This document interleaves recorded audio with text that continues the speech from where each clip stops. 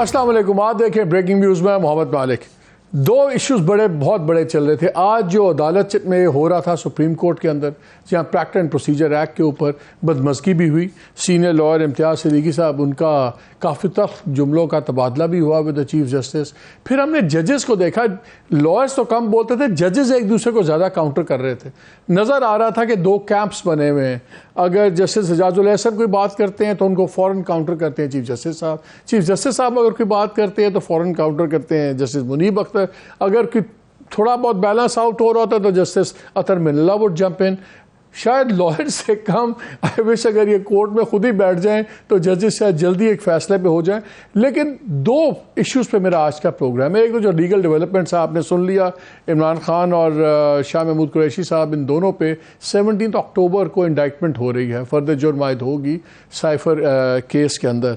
सो उनकी तो legal issues अपनी जगह हैं और पॉलिटिकल भी आज हम इस प्रोग्राम में बात करेंगे सेकंड सेगमेंट में। लेकिन पहला सेगमेंट है लीगल इश्यूज़ के ऊपर, क्योंकि लग ये रहा है कि nobody is talking about the elephant in the room, और वो है जो इस लॉ को चैलेंज कर रहे हैं। अगरचे वो उनका स्टांस तो यही है कहने में, ऑस्टेंसिबली जिसको कहते हैं, कि हम ये नहीं चाहते कि पार्लियामान इंटरफेयर करे सुप्रीम कोर्ट में। अगरचे प्राइवेटली सारे मानते हैं कि चीफ जस्टिस की जो एक वन मैन फीफडम है ये ख़त्म होनी चाहिए। 3 जजेस बैठें, वो मुकदमे फ़ैसले करें, कौन से बेंच कैसे बनेंगे। अगर 184(3) सो मोटो लेना है वो भी एक बंदे की बादशाह ख़त्म करो। लेकिन एलिफेंट इन द रूम है, बहुत से लोगों का ख्याल है कि असल मकसद इस एक्ट का नवाज शरीफ साहब को हक़ अपील दिलवाना है रेट्रोस्पेक्टिव इफेक्ट के साथ, के पीछे से। और अगरचे कानून में तब्दीली हो गई हुई है, जो इलेक्शन एक्ट अमेंड हो गया हुआ है, उसके मुताबिक जिन पे जहाँ जहाँ ये था कि जी अगर सज़ा मेंशन नहीं है आइन में तो जो जिसको ताउम्र पाबंदी बनाई गई है वो अब 5 साल कंसिडर होगी। उसमें बहस ये चल रही है कि क्या ये 5 साल पहले से होगी, रेट्रोस्पेक्टिव इफेक्ट होगा, कि अब या आइंदा आने वालों पे लागू होगा। और उस कैंप का ख्याल ये है कि नवाज शरीफ साहब के ऊपर जो ये आम तासुर दिया जा रहा है कि उनको यहाँ से अपील अगर नहीं भी मिलती और ये अगर एक्ट प्रोसीजर एक्ट किल डाउन भी हो जाता है, शूट डाउन हो जाता है, तो वो डिसक्वालीफाइड नहीं है, वो इलेक्शन लड़ सकते हैं। तो असल इशू अपील का है, लेकिन बातें जजेस के उस पर हो रही हैं। तो पहले प्रोग्राम के पहले हिस्से में हम बात करेंगे इरफान कादिर साहब से, फॉर्मर स्पेशल असिस्टेंट PM और senior advocate, farmer attorney general, जज भी रहे हैं। और फिर हम इम्तियाज़ सिद्दीकी साहब से भी बात करेंगे आज के उनके ये इशू के ऊपर, बिकॉज कुछ लॉयर्स का ख्याल है कि अगर उनकी बात ठीक भी थी तो शायद रवैया शायद ठीक ना हो। एक तो रवैयों पे इस मुल्क में बड़ा कुछ हो रहा है। लेकिन पहले let's start with Irfan Qadir साहब। अस्सलाम वालेकुम। जी वालेकुम सलाम। सर, ये आज हमने देखा जो सुप्रीम कोर्ट में हुआ, फ्रैंकली ये लाइव टेलीकास्ट ने एक चीज़ तो बता दिया है हमें, जजेस और लॉयर्स दोनों के ज़रा कैलिबर का काफ़ी अच्छा अंदाज़ा हो गया हम पब्लिक को। हम लोग तो फिर भी अदालतों में जाके देखते थे। लेकिन मुझे अब ये बताइए कि एक पहले लीगल पॉइंट क्लियर करें, ये जो बहस चल रही है कि नवाज शरीफ साहब को अब इस केस से कोई फ़ायदा नहीं होता, क्योंकि अगर ये केस शूट डाउन भी हो जाए, और जो आप बहुत से लोगों का ख्याल है कि सारा लॉ इसलिए लाया गया था कि रेट्रोस्पेक्टिवली अपील का हक दिया जाए, और वो ताहयात जो उनको डिस्क्वालीफाई कर दिया गया था, अब इलेक्शन एक्ट जो अमेंड हो गया है उसके तहत वो अब इलेक्शन लड़ सकते हैं। उनका 5 साल का अरसा गुजर गया है। लेकिन जब आप लैंग्वेज देखते हैं इलेक्शन एक्ट की तो वो रेट्रोस्पेक्टिव नहीं है। वो लग ये रहा है कि अब से है कि जो मौजूदा लोगों पर इतलाक होगा मौजूदा और आइंदा के लिए। देखें, ये जो इलेक्शन एक्ट का कानून है ये एक वजाहती कानून है। पार्लियामान ने कानून की वजाहत कर दी है कि लॉजिकली रैशनली वो जो डिस्क्वालिफिकेशन है अगर वो हो भी तो 5 साल से ज्यादा वो नहीं हो सकती।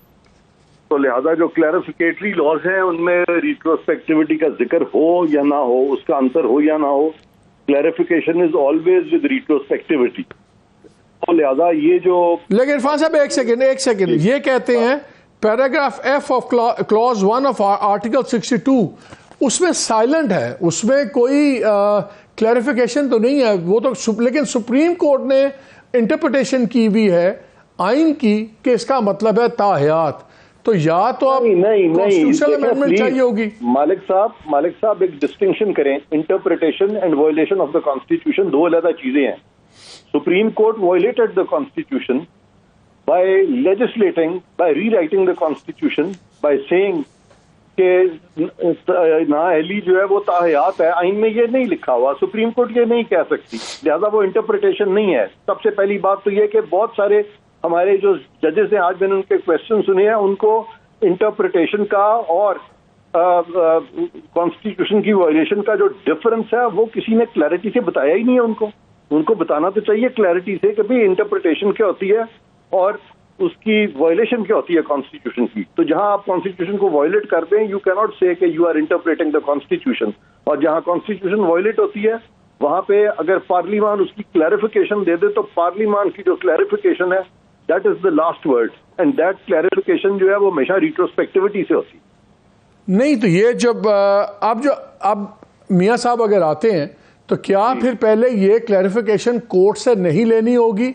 ये कोर्ट ही फैसला करेगी ना कि क्या इसका इतलाक पहले से होगा कि सिर्फ आइंदा के लिए होगा। ये तो फिर कोर्ट से ही फैसला होगा। नहीं, कोर्ट नहीं फैसला करेगी। उसकी वजह यह है कि मैं पहले भी आपके बहुत सारे प्रोग्राम्स में कह चुका हूं कि क्लॉज 2 ऑफ आर्टिकल 175 में लिख दिया गया है कि कोर्ट का जो दायरा इख्तियार है वो उस हद तक है जहाँ जो कि उसको पार्लियामान ने दिया है और जो उसको कॉन्स्टिट्यूशन ने दिया है। तो अगर पार्लियामान ने उसको ये कह दिया है कि अब ये 5 साल है तो फिर ये 5 साल है, खत्म हो गई बात। ये कब से है, पीरियड कितना है, रिट्रोस्पेक्टिवली है कि नहीं है, क्लैरिफिकेटरी लॉ है, इसलिए ये रिट्रोस्पेक्टिवली बिल्कुल अप्लाई करेगा। ये वो लिख रहे हैं यहाँ पे जो लैंग्वेज है, आखिरी मैं उसके आर्टिकल की पढ़ देता हूँ लॉ की। वो कहते हैं shall be for a period not exceeding 5 years from the declaration by the court of law in that regard and such declaration be subject to the due process of law। अगर ये retrospective होता तो ये फिर इसमें ज़रूरी नहीं था इसमें लिखा होना कि ये पहले से भी इतलाक होगा। जैसे आपने दूसरी चीज़ों पे जहाँ जहाँ पहले से इतलाक हुआ है कानून में वाज़े तौर पे लिखा गया कि जैसे अपील की जब बात हुई, इसी अपील की बात हुई कि जी अपील का हक दिया जाए 184(3) के तहत, तो कानून में लिखा गया कि इसके अंदर वो लोग भी शामिल, तमाम वो लोग जिनके अगेंस्ट 184(3) के तहत फैसला हुआ हुआ है, रिगार्डलेस कब हुआ हुआ है, उनको अपील का हक दिया गया था, स्पेसिफिकली मेंशन किया गया था। इसमें इनबिल्ट है रिट्रोस्पेक्टिविटी, जहां कह दिया गया ना कि डिक्लेरेशन बाय अ कोर्ट। तो ये जो डिक्लेरेशन है ये कहीं नहीं लिखा कि ये प्रोस्पेक्टिव डिक्लेरेशन है, ये डिक्लेरेशन हुआ है जो हो चुकी है, उसके बारे में ये कानून आया था। लिहाजा रिट्रोस्पेक्टिविटी जो है इसमें इनबिल्ट है। अच्छा, ये जब वेरी क्विकली दूसरा मुझे ये बताएं, ये जो जजेस का आज हम देख रहे हैं कि जजेस ज़्यादा बात कर रहे हैं। लॉयर तो बेचारा बोलता है तो वो 5-5 जजेस उसमें आ जाते हैं और फिर हो जाता है। तो 2 क्वेश्चंस आज उठ रहे थे, एक तो यही कि एडमिसिबिलिटी का, और सेकंड जो जस्टिस आयशा ने भी शायद कमेंट दिया है if I am not wrong कि ये अपील के ऊपर सारी बात हो रही है कि अपील भी होनी चाहिए सब कुछ। तो ये फुल कोर्ट ने अगर फैसला किया, जो भी फैसला किया, फिर इसकी अपील कहां पे जाएगी इनके फैसले के खिलाफ? ये जो सवाल है कि फुल कोर्ट की अपील कहां पे जाएगी, वो अपील किसकी है, उसके खिलाफ फैसला क्या हो रहा है। अगर इस केस में अगर वो एक पार्लियामान के लॉ को अपहोल्ड कर देते हैं तो उसमें किसी का कोई फंडामेंटल राइट इम्पैक्ट होता है? हरगिज़ नहीं होता। लिहाजा ये इररेलेवेंट सवाल है कि ये अपील किसके पास जाएगी। जो चीज़ रेलेवेंट है वो ये है कि अगर राइट ऑफ अपील आपने लोगों को दिया ही नहीं है तो फेयर ट्रायल का प्रिंसिपल कहाँ पे जाएगा? क्योंकि ऐसा ट्रायल जिसमें के कंटिन्यूटी ऑफ अपील शामिल ना हो वो। लेकिन इरफान भाई बात सुने, इसमें भी तो 2 पार्टीज टू द कॉन्फ्लिक्ट है ना। कुछ लोग कह रहे हैं पार्लियामान के पास हक है इस तरीके से कानून साजी का, कुछ कह रहे हैं नहीं है। तो यहाँ भी तो दो व्यूज हैं। तो अगर जिनके खिलाफ फैसला जाएगा उनका राइट ऑफ अपील कहाँ गया? ये वो लोग ये वाला व्यू दे रहे हैं जो कि उस एक चीफ जस्टिस के साथ थे उस वक्त, उस एक चीफ जस्टिस ने जिसने के सारे पाकिस्तान में अपनी मर्जी के फैसले करवाए, अपनी मर्जी के बेंचेस बनाए, जिसपे कि सुप्रीम कोर्ट के अंदर से आवाजें उठी, सुप्रीम कोर्ट को कमजोर किया हुआ था उन चीफ जस्टिस ने।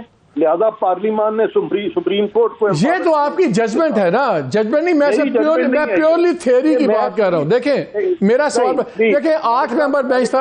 Let me rephrase my question. मैं अपने आप को कोर्ट नहीं कर रहा चीफ, लेट मी नहीं, मैं बिल्कुल इसी से एग्री करता हूं कि 3 मेंबर्स कोई फैसला होना चाहिए, एक जज की जो फीफडम है खत्म होनी चाहिए चीफ जस्टिस की। बट हैविंग सेड दैट, अगर 8 मेंबर बेंच ने एक फैसला किया जिसमें बहस होती थी कि जी 8 मेंबर बेंच भी हैंड पिक्ड उनका, तो इसलिए उन्होंने एक फैसला ले लिया फॉर्मर चीफ जस्टिस ने। लेकिन अगर 8 मेंबर बेंच था, बेहतर नहीं था कि कोई 10 मेंबर बेंच या 11 मेंबर बेंच बैठ के इस केस को सुनता, ताकि इसके अगेंस्ट जो भी अपील होती वो फुल कोर्ट सुन लेती? नहीं, बिल्कुल बेहतर नहीं था, क्योंकि उस सूरत में वो 8 के साथ 2 अगर और डालते तो चीफ जस्टिस ने जो बहुत सारी अपॉइंटमेंट की थी उन लोगों की जो कि आउट ऑफ टर्न थी, उनकी मेजॉरिटी हो जानी थी वहां पे। अगर उनकी मेजॉरिटी हो जाती तो वो कंट्रोवर्शियल डिसीजन होता वो। अब ये फुल कोर्ट उन्होंने किया और ये बिल्कुल ठीक किया, इसमें कोई कंट्रोवर्शियल बात नहीं है फुल कोर्ट करने में।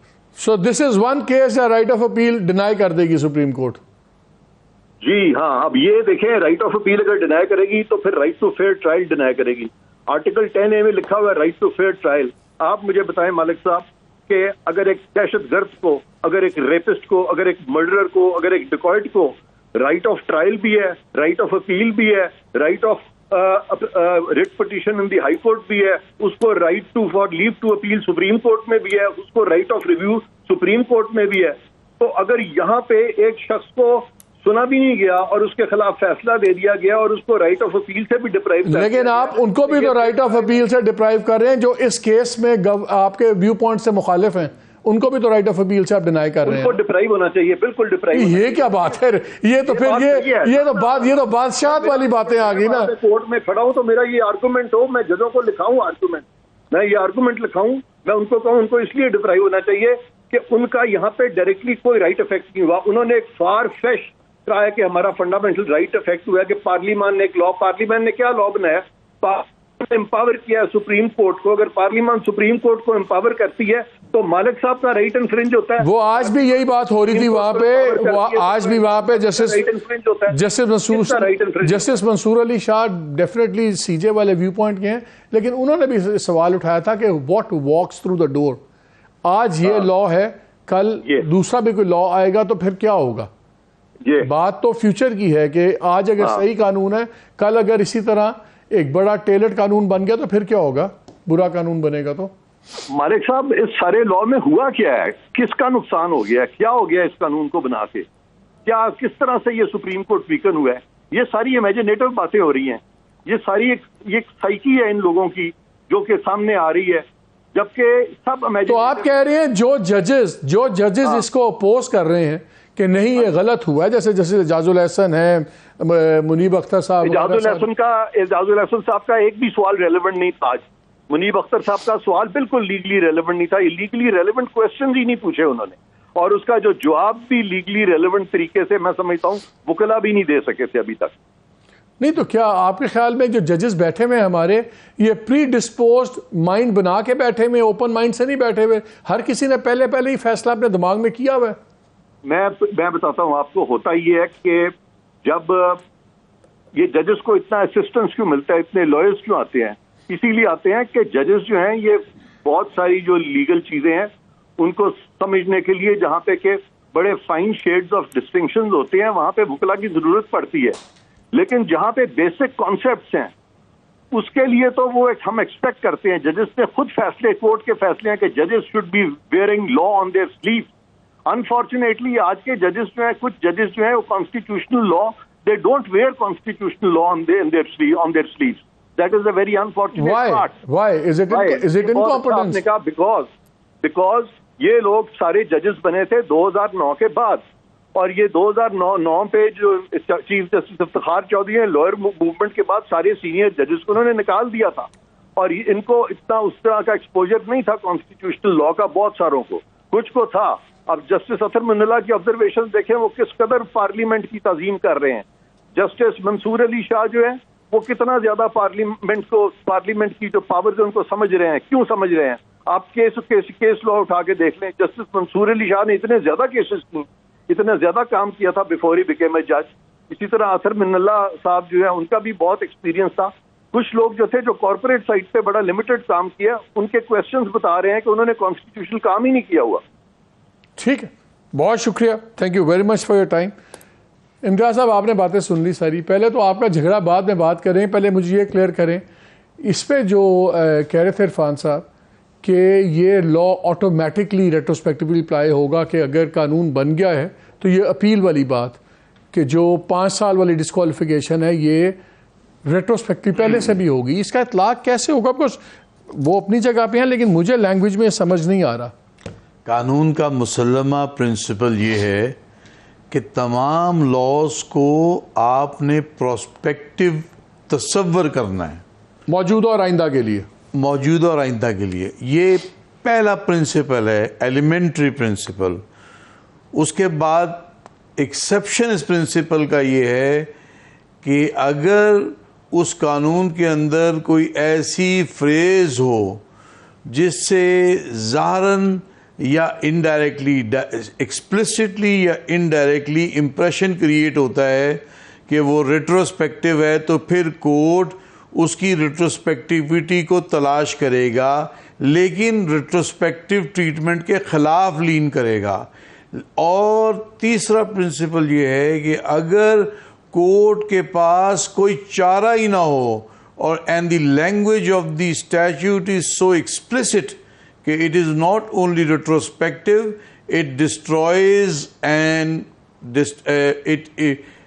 It abrogates all vested right, तो फिर कोर्ट उसको बादले नखास्ता रेट्रोस्पेक्टिव ट्रीट करेगा। इसके ऊपर इंडिया, पाकिस्तान, जहाँ पे भी एंग्लो सेक्शन लॉ अप्लाई करता है उसके मुताबिक तो फिर क्या नवाज शरीफ साहब को आके ये कोर्ट से ये लेना पड़ेगा इंटरप्रिटेशन के ऑटोमेटिक? वो तो कह रहे हैं कि ऑटोमेटिकली कुछ नहीं होता, ये judgment, it is a judgment in personam, ये जजमेंट फाइनलाइज हो चुकी है। ये इनका नवाज शरीफ साहब का एट बेस्ट एक डिफेंस होगा on relying on this statutory provision, और वो किसी कोर्ट ऑफ लॉ के अंदर ही will take up this defence कि by virtue of this legislation मेरा सजा जो है वो एक्सटिंग्विश हो चुकी है। डिस्क्वालिफिकेशन का पीरियड 5 साल हो गया, गुजर गया। उसके ऊपर दोनों साइडों को सुना जाएगा, वो लोग जो इसकी तायद में हैं, जो लोग इसके खिलाफ हैं, और फिर कोर्ट ऑफ लॉ उस पर रूल करेगी, और जो रिस्पेक्टिव एग्रीड पार्टीज होंगी, जो भी होंगी, वो उसको अपील में। आपके नजदीक जो ये एक्ट में अमेंडमेंट हुई है इलेक्शन एक्ट में, ये रेट्रोस्पेक्टिव नहीं है, ये हो ही नहीं सकती। तो अगर एक्ट में नहीं है तो फिर अदालत कैसे कर सकती है इसको? अदालत, ये एक पाकिस्तान की अदालतों में बेशुमार अनहोनी हुई हैं, इस वास्ते मैं अदालत के कार्रवाइयों पे कोई कमेंट नहीं करूँगा, लेकिन as a responsible practising lawyer मैं ये नहीं कह सकता कि ये लॉ रेट्रोस्पेक्टिव है। तो ये सुप्रीम कोर्ट ही इंटरप्रेट करेगी, बिकॉज उनका फैसला इफेक्ट होता है ना। असूलन तो ये जिस कोर्ट के सामने वो अपना डिफेंस लेंगे टू रिमूव इस कन्विक्शन, विच ऑस्टेंसिबली इलेक्शन प्रोसीडिंग्स के अंदर होगा, जहाँ पे वो कंटेस्ट करने की डिजायर करेंगे और नॉमिनेशन फाइल करेंगे, वहाँ से होता हुआ अपेरेंटली सुप्रीम कोर्ट तक जाएगा। लेकिन ये इतना आसान काम नहीं है। I have respect for all councils, लेकिन मैं इस नतीजे नहीं, एक सेकेंड, उन्होंने अगर अपना फैसला अपील होना है 184(3) के तहत, जब सजा भी हुई तो वो अपील तो सुप्रीम कोर्ट में जाएगी, तो सुप्रीम कोर्ट में अपील करेंगे। 184(3) के खिलाफ कोई अपील प्रोवाइडेड ही नहीं है। नहीं, अब अगर ये लेजिस्लेशन हो जाती है, ये एक बहुत कॉम्प्लेक्स इशू है। हमारे मुताबिक article 142 read with item number 55 of the 4th schedule को आम BA पास किसी बंदे को बैठा के पढ़ लें, उसके अंदर अगर अंग्रेजी उसको समझ है तो उसमें सूरज की तरह ये वाजिया है कि सुप्रीम कोर्ट के मुताबिक। ठीक है, लेकिन मुझे एक बात बताएं, अगर ये प्रैक्टिस प्रोसीजर एक्ट भी हो जाता है, इसमें अब ये वो एड ऑन भी है, अपील शपील भी सारी बीच में है, तो फिर राइट तो उनको मिल गया ना अपील का। वो अपील फिर वो सुप्रीम कोर्ट में करेंगे, उसके फैसले को चैलेंज करेंगे ना। तो फिर ये फैसला भी के 5 साल वाली ये जो प्रोविजन है इलेक्शन एक्ट की, इस पर भी सुप्रीम कोर्ट अगर ऐसी अनहोनी हुई और इस मुमलत खुदादाद की बदकिस्मती होगी कि अनहोनी ऐसी हो, तो शायद फिर सुप्रीम कोर्ट का कोई बेंच सुनेगा इस काम के अंदर, इस लॉ की रेट्रोस्पेक्टिवली सारे ये चीज़ें वो देखेगा। अच्छा, दूसरा ये बताएं, आप इतने सीनियर लॉयर हैं, आप एडवोकेट जनरल पंजाब भी रहे हैं, ये आज क्या किया आपने कोर्ट में? मेरी कुछ लॉयर से बात हुई, उन्होंने कहा जी उनकी बात ठीक होगी, मैनरिज्म बड़ा गलत था, अल्फाज का चुनाव बड़ा गलत था। ये जो वकील आपको ये कह रहे हैं वो सारे ही लंबे लेटने वाले कंप्लाइंट वकील हैं, उनको शर्म आनी चाहिए ये बात करते हुए। चीफ जस्टिस साहब ने जब से काजी फैजी साहब ने प्रोसीडिंग की है, आप ये सारी रिकॉर्डेड प्रोसीडिंग्स हैं, आप देख लें, जो उनकी लैंग्वेज है वो इतनी डेरोगेटरी है। उन्होंने ख्वाजा तारिक रहीम को सख्त बुरे अल्फाज के अंदर एडमॉनिश किया, हमारे साथ बदसलूकी की, मिस स्टेटमेंट्स की, और बेशुमार चीज़ें ऐसी हैं जो मुझे बहुत अफसोस हो रहा है कहते हुए, लेकिन हद भी होती है एक बंदे की, किसी को तो कहना पड़ेगा। ऑर्डर भी गलत दिख रहे हैं, आप प्रोसीडिंग्स के देख लें, हमने कहीं नहीं कहा कि उन्होंने हमें डिस्टर्ब करके कहा प्रोसीडिंग्स में कि हम आपको बाद में सुनेंगे। ये रिकॉर्डेड चीज़ें हैं, आप देख लें, हमने ये कहीं नहीं कहा कि हम मजीद आर्ग्यू नहीं। मेरे ख्याल में हमारे पास है उस दिन की प्रोसीडिंग्स, देख लें आप, जरा चलाइए सीजे साहब का और इन दोनों का शॉर्ट सा चलाइएगा। अगर हम अटॉर्नी जनरल को सुन लें, आपके सवाल हम सुनेंगे वापस, ठीक है? तो वो उनकी तरफ से कुछ एंग्जाइटी थी कि शायद उनको पाकिस्तान को रिप्रेजेंट करना है कहीं, आपको कहीं जाना है? Lord, there is a hearing scheduled in Vienna on Indus Waters Treaty for 3 days starting tomorrow. So I have to fly out tonight. He's representing Pakistan. Interest of the country is mounted. Indus Water Treaty is a very sensitive thing. So we don't want to create a situation where he can't go. तो इनको जरा हम फारिग कर दें, फिर हम जरा तसल्ली हो जाएगी, इनको भी तसल्ली हो जाएगी। अच्छा, आप जरा वो भी दिखा दें आज क्या हुआ इस बहस पे। चले गए थे please don't interrupt. Attorney general, will you lead the arguments और will you respond to the arguments? Yes, I will respond, my lord. Mr. Sir, this is very unfair. My lord, the Chief Justice is very unfair. आपने कहा था कि attorney general साहब को argue करने दें, हम आपको बाद में सुनेंगे। अब आप दिखाइए, ऑर्डर शीट दिखाइए, ये दिखाइए। This is very unfair. I will not argue if you don't want to hear me, but don't put things which are factually incorrect. कोई बात कर रहे हैं, तमीज से कोई हर्ज होता है वैसे? नहीं सर, आप अपने असलूब को देखिए, आप अपने असलूब को देखिए, फिर आप हमारे मुतालिक बात कीजिए। देख लेते हैं। आपका अपना असलूब ठीक नहीं है। ख्वाजा तारिक रहीम साहब ने इसी वास्ते आ जाने से इनकार कर दिया है, क्योंकि your lordship was very unkind to him. Please don't argue on behalf of those who are not present. Sir, he is my colleague. He has instructed me to inform you this. अच्छा, उस दिन बात हुई, वो चले गए आप, तो क्या उसके बाद आपको नहीं बोलने दिया गया? सर ये जो आपने प्रोसीडिंग दिखाई हैं ये 18/9 की हैं, उसके बाद 3/10 को प्रोसीडिंग हुई। 3/10 को भी चीफ साहब ने हमें रोका और कहा कि पहले हम अटॉर्नी जनरल को सुन लेते हैं, फिर हम आपको सुनेंगे, लेकिन बजाय अटॉर्नी जनरल को सुनने के उन्होंने दूसरे वकीलों को सुनना शुरू कर दिया। और उसके बाद 4 बजे के करीब मैंने कराची प्रोसीड करना था, ख्वाजा तारिक रहीम साहब कोर्ट रूम में मौजूद थे, तक लगभग 4 बजे के करीब मैंने कहा जी मैंने लिख के दे दिया है और मुझे इजाज़त है, मैं जा रहा हूँ कराची। ये रिकॉर्डेड चीज़ें हैं, मैंने नहीं कहा कि मैं राइट ऑफ रिबटल नहीं दूंगा। आर्ग्यूमेंट की 2 स्टेजेस होती हैं। लेकिन आपने कहा ना मैंने लिख के दे दिया, इसका मतलब मैंने आर्गुमेंट दे दिया। मतलब नहीं है। अगर वो मुझे पूछते कि आपने आर्ग्यू करना है तो शायद उससे बात, ये बड़ी सॉलम प्रोसीडिंग्स हैं। आर्ग्यूमेंट 2 किस्म के होते हैं, एक अफर्मेटिव जब आप पिटीशन की तायीद में बात करते हैं, और इन रिबटल जब दूसरे लोग आर्ग्यू कर लेते हैं फिर आप रिबटल में क्लैरिफाई करते हैं। तो रिबटल तो आप उसके बाद ही करेंगे ना, जब अटॉर्नी जनरल और बाकी खत्म कर लेंगे। तो उन्होंने कहा हम आपको सुनेंगे ही नहीं, आपका क्या काम खत्म हो गया है, हमने ऑर्डर में लिख दिया है। ये कहाँ से ऑर्डर लिख दिया? ऑर्डर पे बाकी लोगों ने तो साइन किए हैं ना, इसका मतलब तमाम मेरा ख्याल है 7, लेकिन आई वो सरप्राइज कि ये ऑर्डर में लिखा है, मेरे जुल्म में नहीं था ये, और मैं इसके ऊपर मेरा ख्याल है कि कोई एप्लीकेशन दूंगा कि इस ऑर्डर की करेक्शन इतना कौन सा आपने एक्सप्लोसिव कोई काम कर देना था जो रह गया आपकी पिटीशन में हो गया ना। हाँ जी, हमने तो सीधे आपने अच्छा सवाल किया। हाँ, दूसरा मैंने इसलिए भी कि हमने चीफ जस्टिस साहब को देखा है, he is very polite and humble and he is been accommodating everyone.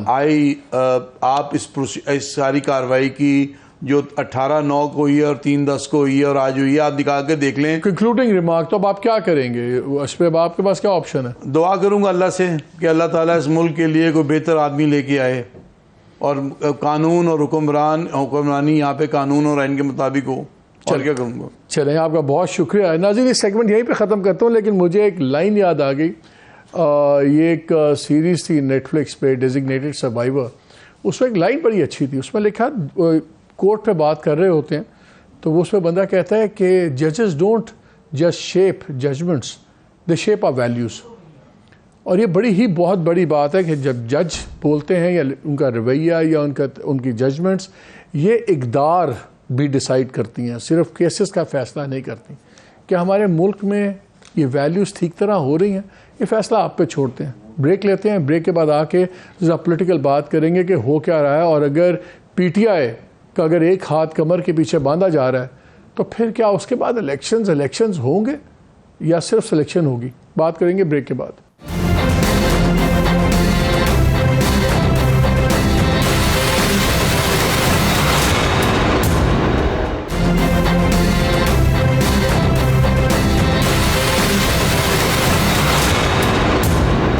Ji, welcome back to the show. पहले आपने लीगल सुना, पॉलिटिकल में ज़रा बहस कर ले, बिकॉज सारे ये कह रहे हैं कि PMLN जो जलसे कर रही है, सब कुछ कर रही है, वो इसलिए कर रही है कि उनको पता है कि PTI को तो हटा दिया जाएगा या हटा दिया गया, बिकॉज उनकी लीडरशिप या गायब है या तायब है। और जो गायब से वापस आता है सरफस पे, वो तायब होके आता है। उस्मान डार साहब की एग्जांपल दी जा रही है, सदाकत अब्बासी साहब के बारे में कहा जा रहा है, एंड उससे पहले भी हमने देखा है। तो ये जलसे खाली ऑप्टिक्स के लिए हैं, वरना अगर जेन्युइन इलेक्शंस हों तो मुस्लिम लीग बंदे ना पूरे कर सके। इस पर बात करेंगे। हमारे साथ डॉक्टर मुसद्दिक मलिक हैं, former minister of state for petroleum, senator हैं PMLN के, और हुमायूं मोमन साहब हैं, ये भी सेनेटर हैं, ये PTI से इनका ताल्लुक है। मुसद्दिक, आप इस वक्त भी, thank you for joining us, आप इस वक्त भी किसी जलसे वलसे में मसरूफ़ हैं। ये मुझे बताएं, वैसे जलसे वलसे करने की ज़रूरत क्या है? बिकॉज सबको पता है कि इलेक्शन का क्या माहौल बना हुआ है। आपका एक ही चैलेंजर है, वो PTI है। वो PTI में सज़ाएं भी हो रही हैं और जफाएं भी हो रही हैं। आप अकेले भाग रहे होंगे पंजाब में सिंगल वन पार्टी फील्ड लेके, तो रियली ज़रूरत है इन तमाम चीज़ों की। तो मालिक साहब, ये तो आप मुकदमा दायर कर रहे हैं असल में PTI के ऊपर। जो आपने कहा कुछ तायब हैं, कुछ पता नहीं क्या है, तो वो तायब ना होना। जब हमारे ऊपर जुल्म तशद्दुद हो रहा था, ले लें ख्वाजा साद रफीक, उनके भाई ख्वाजा सलमान रफीक, उसके अलावा पूरा नवाज शरीफ साहब, उनकी बेटी मरियम नवाज साहिबा, शहबाज शरीफ साहब, हमजा साहब, जिसका मर्जी, कामरान माइकल, आप जितने मर्जी नाम लेते जाएं, आप यही पता चलेगा कि सब के सब जेल में थे। तो वो तायब क्यों नहीं हुए जेल? उसकी वजह ये है कि एक रियल पार्टी है और वो नहीं तायब हुए। सख्ती का वक्त आया तो उन्होंने सख्ती सही। अब अगर सख्ती का वक्त आया है तो दूसरी पार्टी अगर क्रम्बल कर रही है तो उसकी रिस्पॉन्सिबिलिटी जरा मुश्किल हो जाएगी ये कहना कि उसकी रिस्पॉन्सिबिलिटी भी PMLN के ऊपर है। तो अपनी पार्टी की स्ट्रेंथ, अपनी पार्टी की ऑर्गेनाइजेशन, अपनी पार्टी का बिलीफ, वो लेके पार्टी को इनकी चलना चाहिए। अब मैं यहाँ पर एक कॉर्नर मीटिंग में आया हुआ हूँ, तो इस वक्त 1000-1500 से ज्यादा लोग हैं। तो ये सिंगल दौड़ कैसी है? फिर ये 1500 लोग क्यों आए हैं कॉर्नर मीटिंग के अंदर?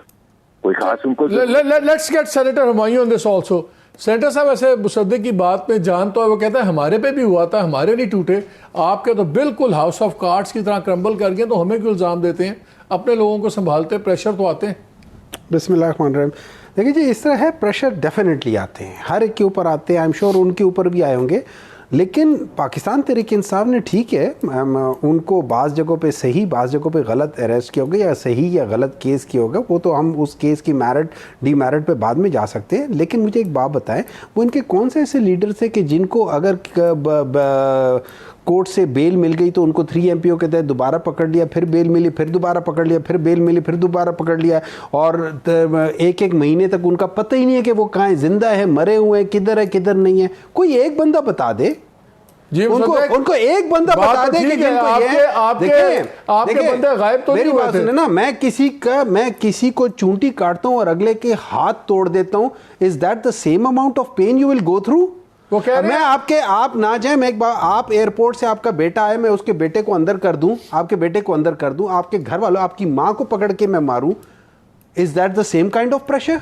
देखिए, when you are trying to say it, I am sure हम लोगों का फर्स्ट टाइम है, प्रेशर हम लोग ले रहे हैं, कुछ हम लोगों में से बाद लोगों ने प्रेशर नहीं ले सकते होंगे, हर एक का कुछ होगा, लेकिन there is always the right way of doing the right thing and there is a wrong way of doing the right thing. अगर आपने प्रेशर डालना है, आप डालें हम पे जितना प्रेशर डालना चाहते हैं, लेकिन जब आप अननेसेसरी किस्म के मीन्स लेकर प्रेशर डाल रहे होंगे, जब आप इस किस्म की बात करेंगे, वो बड़ा प्रेशर होगा, लेकिन ना आपको गायब किया, ना आपको इस तरह तायब किया, तो कह रहे हैं नेचर ऑफ प्रेशर बहुत मुख्तलिफ है। देखिए, अगर ना तायब किया ना गायब किया तो ये 2-2 साल लोग जेलों में कैसे रहे हैं? 2.5 साल ख्वाजा साद रफीक किस तरह जेल में रहे हैं, किस मुकदमे में रहे हैं? और ये फवाद साहब किस मुकदमे में रहे हैं? आज सीमा साहब किस मुकदमे में रहे हैं? ये जिन लोगों के मैं नाम ले रहा हूँ, मैंने तो पार्टी के लोगों के नाम दिए, मैं 50 और नाम ले लेता हूँ। रात को 2 बजे, सुबह के वक्त अरेस्ट कर सकते थे ना, पर ये 8 तो 2 बजे उनको घसीट के नहीं, लेकिन देखें, लेकिन पब्लिकली अरेस्ट करना, फिर अदालत में ले जाना, फिर जेल में रखना, वो बड़ा मेरे सवाल सुन लें, वो बड़ा मुख्तलिफ है कि आपको कोई उठा ले और 2 महीने आपका पता ही ना हो कि आप जिंदा हैं, मर गए हैं, किधर हैं। मेरा ख्याल है उस प्रेशर का और उस प्रेशर का फर्क तो जमीन आसमान का होता है। चलें, आप ये कह रहे हैं कि यानी 2-2.5 साल तक जेल में रखना बिल्कुल ठीक है किसी की बेटी को रात को। नहीं, ये कोई नहीं कह रहा, ये कोई नहीं कह रहा। मैं कह रहा हूँ ना, ये मैं तो रिटोरिकली उसका जवाब दे रहा हूँ कि एक बंदा जिसकी गाड़ी में 20, 22, 25 किलो हेरोइन डाल देना, जो इमरान खान साहब के कहने पे डाली गई, जिसकी सजा मौत है, वो कोई प्रेशर नहीं। यानी राना सनाउल्लाह साहब पे कोई प्रेशर नहीं था कि उनको सजाए मौत हो जाएगी, कोई प्रेशर नहीं था।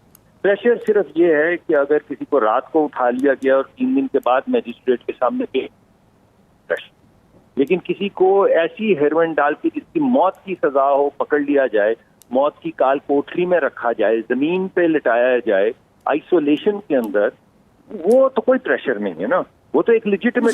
सब एक बात तो बताएं, इन लोगों ने कोई 9th मई भी तो नहीं किया ना, आप लोगों ने वो भी तो एक बहुत बड़ा एक ऐसा इकदाम कर लिया कि जिसकी कोई नज़ीर उसकी नहीं मिलती। मुझे एक बात बताएं, आपके 350 बंदा एक जहाज़ में बैठा हो, चीफ ऑफ आर्मी स्टाफ उसमें बैठा हो, आप उसको लैंडिंग से मना कर दे, is that a small thing? आप मुझे ये बताएं, आप यहाँ से एक नैरेटिव बना रहे हैं कि पाकिस्तान जो है वो दहशतगर्दी में मुलव्वस नहीं है, और आपका प्राइम मिनिस्टर ओपनली कह दे कि ये सब कुछ पाकिस्तान से हुआ था। What is about that? क्या ये सारी चीज़ें इंपॉर्टेंट नहीं होती हैं? देखिए, आप इन सब चीज़ों की आप उसको छोड़ दें। आप ये बात बताएं कि कह रहे हैं कि वो और जो 9 मई को हुआ ये देखिए, नहीं, मैं ये नहीं बता रहा हूँ, मैं कह रहा हूँ कि अगर आप ये कहते हो कि कोई नहीं है, आप मुझे बात बताएं कि क्या सुप्रीम कोर्ट एक इंस्टीट्यूशन नहीं है? क्या सुप्रीम कोर्ट वफाक को नहीं प्रेजेंट करती है? क्या सुप्रीम कोर्ट स्टेट को नहीं रिप्रेजेंट करती? क्या सुप्रीम कोर्ट के ऊपर जिस तरीके से वो हुआ था, उसके ऊपर लाठीचार्ज और दरवाजे तोड़े गए थे, क्या वो क्या था? क्या वो उसको आप नहीं ले सकेंगे? देखिए, मैं आपको एक बात बताता हूँ, कत्ल होता है, कत्ल के भी मुख्तलिफ इकसाम होते हैं। एक आप कोल्ड ब्लडेड कत्ल होता है जो आप सब कुछ करते हैं, एक आप जाते हैं in the heat of the moment हो जाते हैं, और एक आप होते हैं आप इम्प्लिकेट हो जाते हैं। आप वहाँ पे कत्ल के लिए नहीं गए, लेकिन किसी चीज़ की वजह से कुछ हो गई, किसी चीज में उसको मोमेंट्री इंसैनिटी कहते हैं, ठीक है ना, वो जो भी है ना, इन सब के वो हैं गलतियां। मैं ये नहीं कह रहा हूं, अगर जिन लोगों ने सबसे पहले तो हर एक बंदे ने 9th में जो वाकया 9th में को छोड़ दे, किसी किस्म की भी प्रॉपर्टी पाकिस्तान की हो, चाहे वो किसी की प्राइवेट हो, चाहे प्रॉपर्टी से ज्यादा इशू बना था कि जो शोधा की बेहुरमती हुई है, वो ज्यादा बड़ा इशू था। देखिए, खान साहब ने 48 घंटे क्यों लगाए, बड़ा वो भी बड़ा वो थे, कंडीशनल सी पॉलिसी थी, उससे ज्यादा भी हुआ। उनको वो थे कहां 48 घंटे जो वो उनको इन्फॉर्मेशन मिलती? कौन उनको जाके इन्फॉर्मेशन देता? जब उनको इन्फॉर्मेशन मिली थी, उन्होंने कोर्ट के अंदर खड़े होके वो कहा था कि ये बहुत गलत हुआ है। देखिए, बात ये हो जाती है कि what information am I giving to you, आपको किस किस्म की चीज मिल रही है। बहुत सारी चीजें अपनी जगह पे ठीक होती हैं। देखिए, मैं ये समझता हूं, मेरी पर्सनल राय ये है, मैं ये समझता हूं कि 9th मई का वाकया इट्स वेरी अनफॉर्चुनेट। मैं ये समझता हूं कि अगर मैं जब देखूं जो प्रोविंशियल गवर्नमेंट का जो रोल था, उन लोगों ने उस वक्त भी किया था, और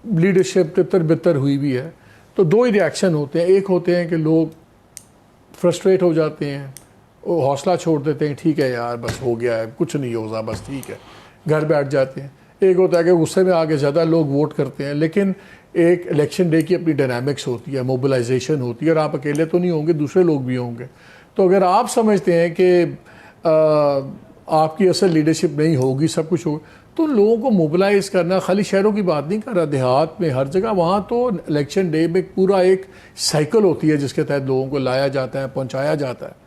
तो वो फिर तो you lost the game before you began. नहीं, इसका है कि जो मेरा अंदाजा है, अब इसमें चाहे आप इसको कंट्रोवर्शियल कर ले, लेकिन ये जो अभी सर्वे आया है, ठीक है, उसमें अगर आप इन सब चीज़ों को उनको जब आप डायसेक्ट करते हैं और आप देखते हैं कि उनका जो सैंपल साइज है वो अर्बन रूरल से बराबर है, और उनके जो आउटकम है वो भी अर्बन रूरल से बराबर है। वो तो सर्वे बड़ी अजीब बात है। नहीं, बहुत सारी चीज़ें ना। एक चीज़ लिखा हुआ है कि जी 70 के 75% आपके चेयरमैन पॉपुलर हैं, दूसरा लिखा हुआ है कि जी इंस्टीट्यूशन जो है वो 80% पॉपुलर है।